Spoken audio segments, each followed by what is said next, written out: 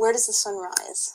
The sun rises in the east. Yes. Astronomy was one of the first and most fundamental sciences. Imagine the power that astronomers had, being able to predict the times of the seasons, when the sun would rise, solar eclipses, that sort of thing. And you can see this in civilizations around the world, people building gigantic monuments or kinds of observatories that would actually track and help calculate these things. So case in point, of course, one very famous one in the UK is Stonehenge. And Stonehenge is very famous at the summer solstice because the people who built it knew exactly where on the horizon on that particular day the sun was going to rise. And so they built it so that if you're standing in the center looking out the entrance, you'll see the sun rising at a particular point. About 5,000 years ago, an ancient civilization raised a circle of huge, roughly rectangular stones in a field in what is now Wiltshire, England. That Neolithic monument would come to be called Stonehenge. It is arguably one of the most famous megalithic monuments in the world. It's also one of the most mysterious, with its prehistoric concentric rings garnering plenty of speculation as to why and how they were constructed. The main structure was built between 5,000 and 4,000 years ago. But the site continuously evolved over a period of about 10,000 years. The most impressive of stones are called sarsens, and they each stand up to 30 feet. That's 9 meters tall and weigh a whopping 25 tons. The smaller stones are called blue stones for their bluish tinge when wet. As much as archaeologists have uncovered about Stonehenge, there are still plenty of mysteries to solve. No matter why it was built, Stonehenge may have been constructed with the sun in mind. One avenue connecting the monument with the nearby River Avon aligns with the sun on the winter solstice. The site also faces the summer solstice sunrise, and both summer and winter solstices are still celebrated there today. Archaeologists will continue to dig into the mysteries at Stonehenge. This is a mandala for my friend Dream. This is a song he wrote. Just genius lyrics.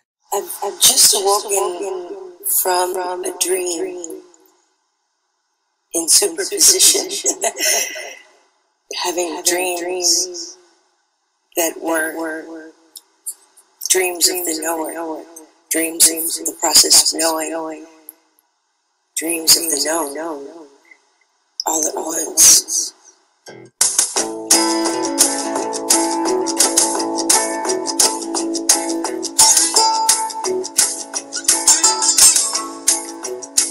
I've been affected by the collective, inspired once more to recreate.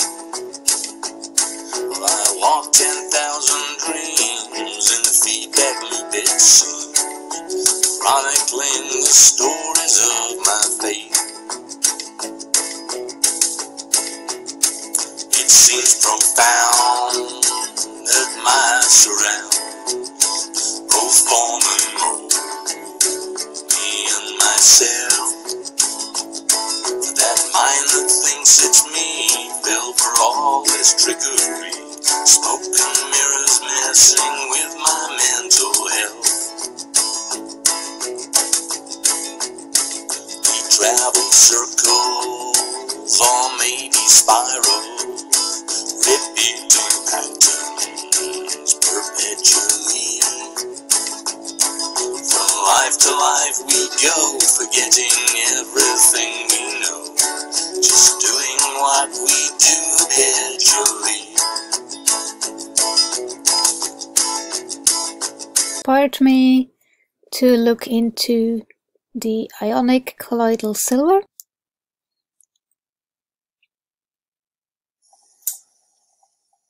Hello. I've done this video upload for anyone who is interested in a substance known as ionic colloidal silver.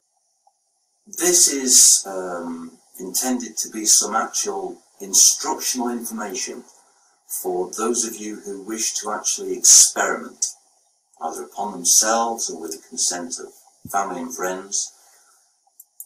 For me, this is very much part of taking self-responsibility. And when I came across the information back in 2000, 2001, I did lots of research, not just on the internet. A friend of mine in Canada, she provided samples to the Ontario Ministry of Health of well water, which was poisoned, contaminated, shall we say, with E. coli bacteria, amongst other things. So, unbeknownst to them, they were actually giving evidence and credibility to this substance, which anyone can make at home. I started a business following talks with my GP because I was under the delusion that I'd be able to help. This, in fact, was not the case, and he advised me that the only thing I could do was actually sell this, which did sort of disturb me, but there is some protection in doing that, funnily enough. However, I started a business, started a website with very altruistic intentions. I didn't believe what gentleman Robert Beck had said, who was the chap that brought this to my attention with the Beck Protocol. And he claimed in his book, Take Back Your Power, that 85% of people would totally disregard the information without even looking at the evidence. Now, I hold my hand up and confess, I did think he was talking about Americans. You know, we Brits, we're not like that. Oh, yes, we are. Boy, was I wrong. So in the last 8 years, I have discovered so much, not only about myself, but how the population react and how they have been programmed. So this is for all of you who actually are doing the research yourself, seeking out the information, and wish to experiment. So let's go into what colloidal silver is. Ionic colloidal silver, which I differentiate from colloidal silver, is actually charged silver particles in distilled water. Nothing more. It's created using the process of electrolysis, which has been around a very long time, and is very cheap. So this is what I am testing as well right now. So I got this device from Dream and the perfect instructions, and I am experimenting with making my own colloidal silver. If you are interested in it yourself, I put the link in the description of this video. So this is the equipment you need to have, and it's very easy to use, even if you don't know anything about this technology. And on the Axia website you find Dream's book.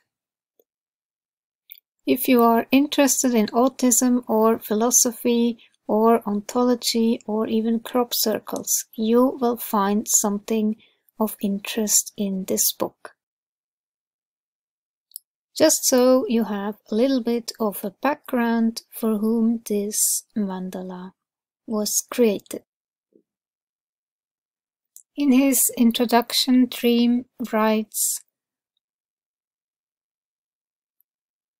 "If I were a computer, this document could perhaps be thought as a memory dump, and if I am a biological computer, then perhaps it could be considered a mind dump.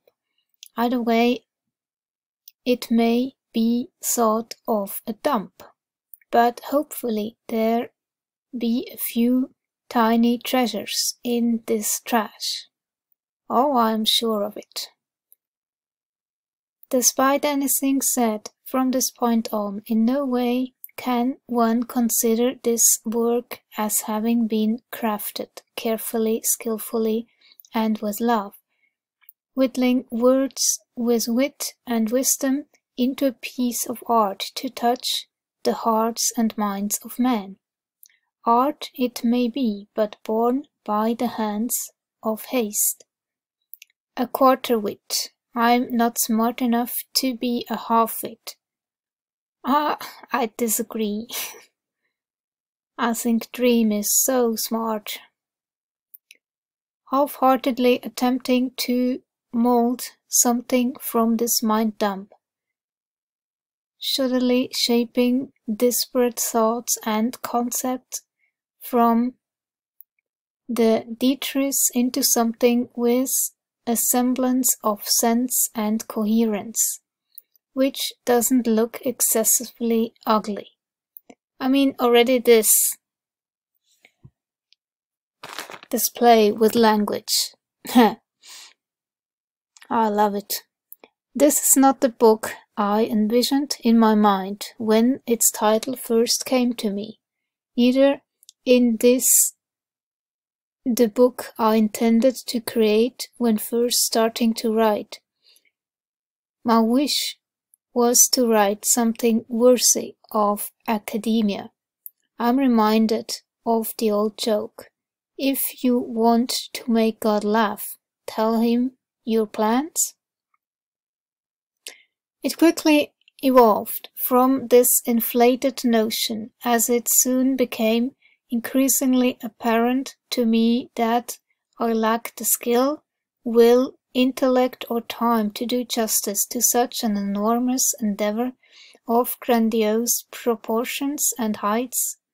This book reads less like the academic Principia Mathematica and more like the mad Principia Discordia from my perspective. However, this process of penning my thoughts has allowed me to learn more about my own life, though, in ways I had not previously considered.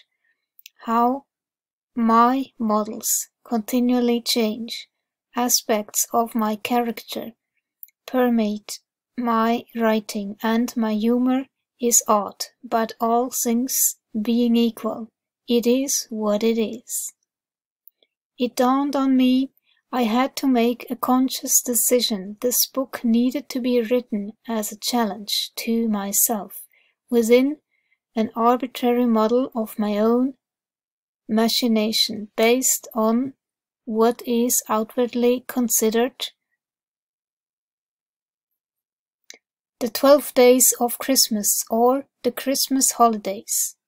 I will detail this model a little more later, but I reckon if there be 12 holy days, there must also be 12 holy nights, which seem to stem from the solstice on December 21st.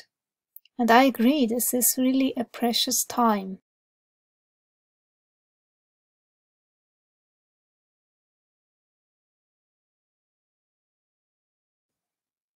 It has something special.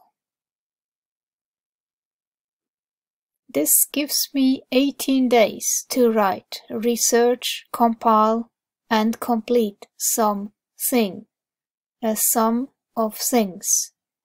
With this caveat, I defend whatever this turns out to be. Truth. So, this is Dream for you. Dream told me that my mandalas have also sacred geometry. And, well, I never thought about it that way.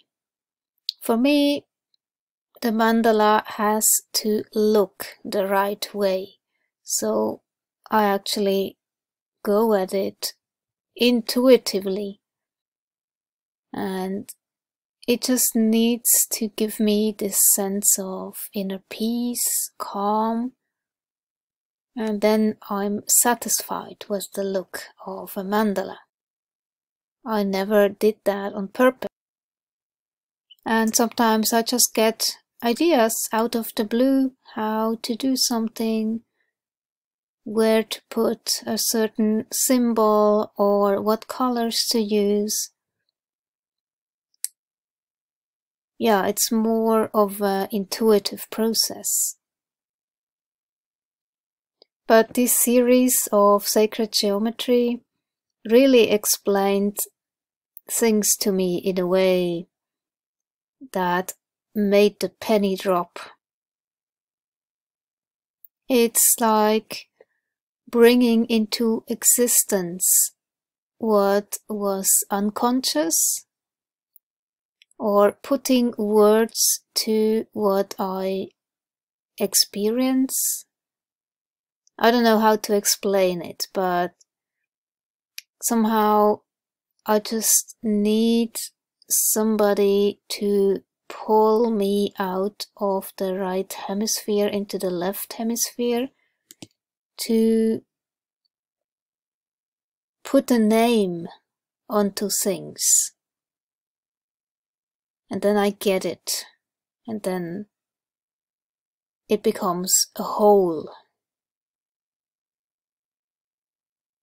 like the yin and yang. Yeah. After a lifetime of making art and over 25 years experience with mandala making and sacred geometry, I have come to see this universe as one gigantic communication system. I've come into it intuitively. Something about the forms, something about the shapes that tracks them. They're being drawn intuitively. That's about 95% of the people. The novice that gets interested in sacred geometry is almost always instantly confused, daunted by the unbelievable amount of information all of a sudden just flowing over them. What is sacred geometry? And when they ask me that, I always dig in my pockets and I look for some change. I'm looking for 7 nickels or 7 dimes or 7 quarters or 7 yen or 7 shillings. I put them on a table. I put 1 coin in the middle. I put 6 coins right around that 1 coin so that they're all touching one another perfectly. And when that happens, when I get that pattern just right, I point to it and I say, that's it. That's sacred geometry. They go like, what? That's it? That's sacred geometry? That can't be it. Just think about it. That is a perfect principle of the universe right in front of your eyes, an unchanging principle. Something that can't change, won't change, has never changed, is going to be the same until this universe goes away.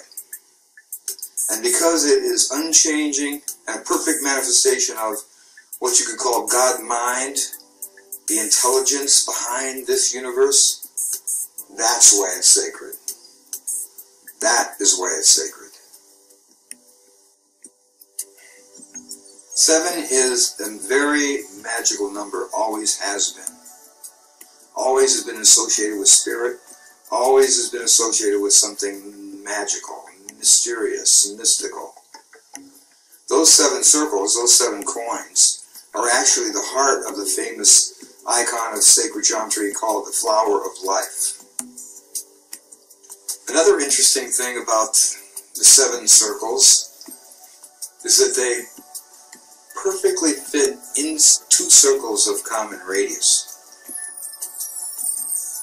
These 7 circles relate to so many levels of sacred geometry. It's pretty uncanny that they fit into this whole system in such a perfect way. They go on and on. In the past, the people who were interested in sacred geometry were very interested, primarily interested in the mathematics and the science aspect of it.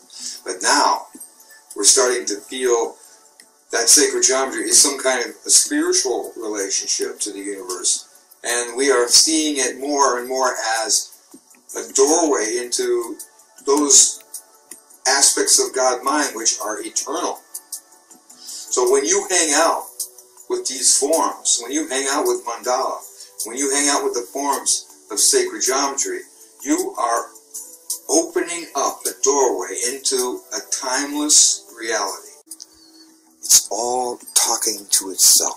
The tremendous healing potentials of mandala making and sacred geometry. This little piece, this animated meditational piece, is based on an ancient spiraling graphic which is directly related to sacred geometry and long associated with healing powers. It is tremendously potent. So just let this piece wash over you and enjoy.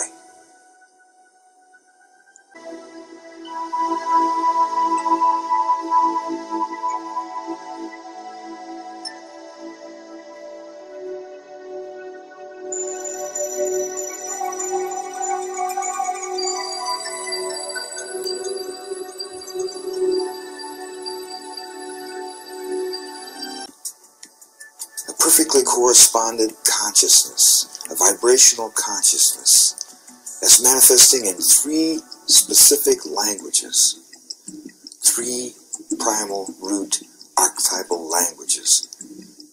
I call them sacred sound, sacred sequence, and sacred geometry. This mandala that's behind me here, this mandala, this holds aspects of all 3 of these sacred languages. Number 1, it vibrates. That's pretty obvious. Number 2, it makes numbers and sequences of numbers, both simple and complex. And it illustrates an archetypal reality of sacred geometry called concentric circles and the squares that can happen inside those concentric circles.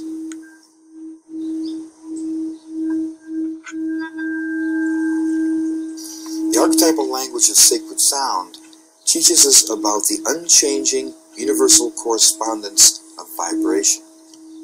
The repeating harmonic and discordant aspects of music are obvious manifestations of sacred sound. And the new mother with a baby at her breast, now that is a magnificent example of sacred sound. Those tender cooing energies the mother makes to her baby, and that tiny innocent human being knows exactly what those vibrations mean. The language isn't English or French or German or Chinese or Polynesian or even Lakota, but that baby feels those vibrations and understands. That, my friends, is sacred sound for sure. For sure. Pure communications in vibrations themselves. Whoa. The archetypal language of sacred sequence teaches us about the nature of time, counting, and numbers. The most esoteric archetypal aspect of sacred sequence is the conceptual numbers themselves. Oneness, two-ness, threeness. Sacred sequences marking our experience of time in heartbeats, seconds, minutes, hours, days, weeks, etc. This includes the number of breaths we take and the number of trips we make around the sun. And so in this trinity of languages, the circle is not only vibration, sacred sound, but it's also sacred geometry, form, and it's also simultaneously sacred sequence, numbers.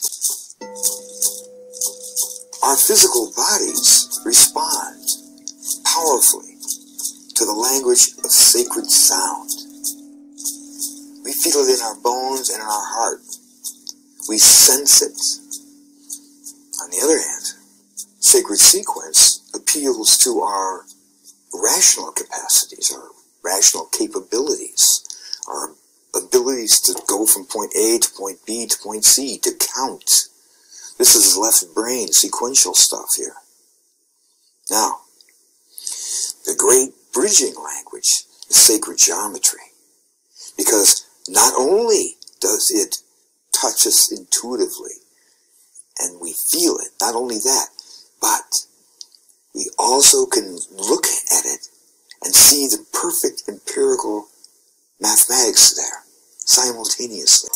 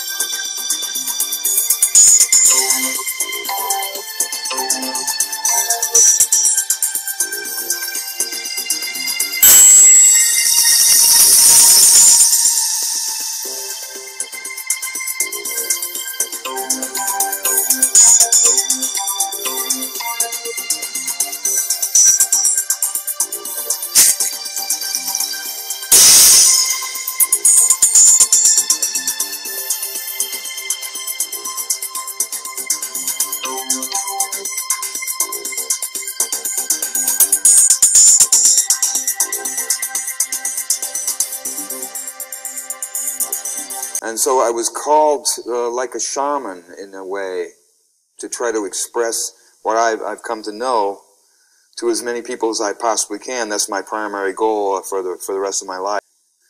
And that's one of the major things I want to try to get across, is that this thing called sacred geometry has this huge appeal to both what you could call left brain and right brain simultaneously, which is a very rare thing. And so on the one hand, it appeals to the scientific sequential time-space kind of mind, the mind that thinks about logic and numbers and mathematics and those kinds of things, and it satisfies totally. And then at the same time, sacred geometry, the ideas of sacred geometry, the realities of sacred geometry appeal to our heart mind, our knowing, the knowing in us, our intuitive sensibility simultaneously. So I believe that if we could be introduced to these ideas, that we would see the world entirely differently. And when I first got involved with sacred geometry, it was so mystical, so powerful, and I was so excited about it that I tried to tell all my friends about it. And, you know, I'm stumbling around trying to find words that... It was an honor. So, back to the mandala, shall we? I knew I wanted to include the yin and yang. We count out one radius at a time from any of the centers of nature's first pattern. We find the possibility of concentric circles expanding all the way into infinity, all sharing the same center. The first circle out from the center in nature's first pattern is traditionally called the germ of life. The second circle is called the seed of life. The third circle is called the flower of life. And the fourth circle is called the fruit of life. As they expand, each of these four circles share specific qualities, and yet each holds ever more potent sacred geometric possibilities. The seed of life, the second concentric circle, holds all the possibilities of the first plus more, including the famous archetypal form known as the yin-yang, perfect symbol of duality in general, and specifically projective and receptive energy. There are numerous examples of concentric circles in nature, Tree rings are a perfect example. Tree rings are like a slow motion version of this waveform phenomena. Each ring marks the passage of an entire year. Another trip around the sun, another ring, another trip around the sun, another ring. It's like a language, like the tree is talking to us, telling us its life history. Dream has a whole website on Taoism. You can read all about it. I will put the link in the description. In the center, that's the center, and I wanted to include the elements as well as Stonehenge by daylight. And I also felt like including a Greek element. Here you can see what difference it makes, adding the gold. So this is dark green on black. I chose those particular colors on purpose, but to make it come out more, I added the gold. This is the center and one corner with fire and water. Close up by night. That's how it looks like in daylight. This is the bottom, earth. Then we have wind, fire at the top, and the water element. And this is the finished mandala.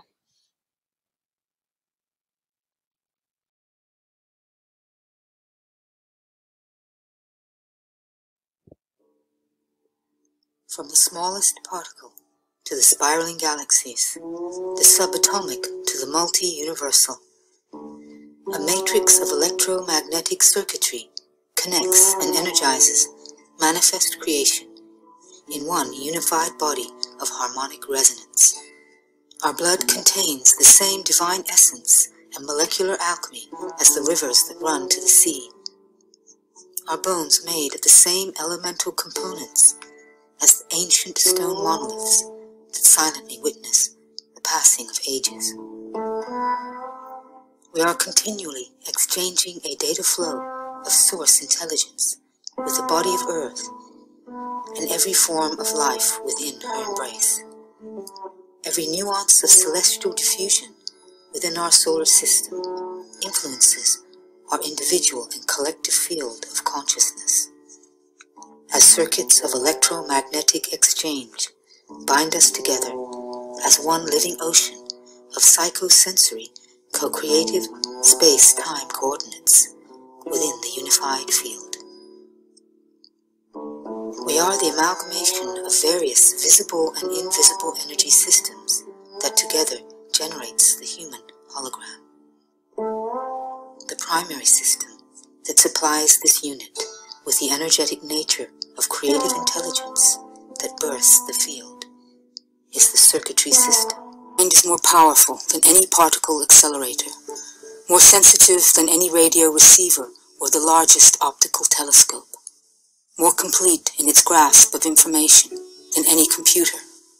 The human body, its voice, its power of locomotion, and its imagination is a more than sufficient means for the exploration of any time or energy level in the universe. Feel your resonance with the Earth. Breathe with her. Become aware of the crystalline matrix of our planet Earth. See and sense her brilliant body of light beneath your feet. Every molecule of her matter, a holographic library of earthly genetic information. Solidified consciousness vibrating at a frequency that bridges all dimensions. Every crystal a fragment of frozen light. Earth's crystalline core stores her consciousness, encoding her matrix. She is naturally attuned to her center, to her sun, to the center of the galaxy, to the source. begin to have a sense of yourself on the surface of this emerald and blue planet as she spins through the galaxy. All her green and vibrant valleys, all her proud mountains, pulsating with the rhythms of life, flowing through her rivers, dancing on her ocean waves. You are her sons and her daughters. You belong here. This is your home. I choose in this moment to honor and realize my full potential as a field of consciousness conceived between Earth and her Sun, allowing and giving my full conscious permission for my electromagnetic field to resonate with the frequency of the crystalline core of this planet Earth, energetically initiating my separation from the addictive illusions of duality. I bequeath my love and protection to this planet, to all her living creatures, human, animal, plant, and mineral.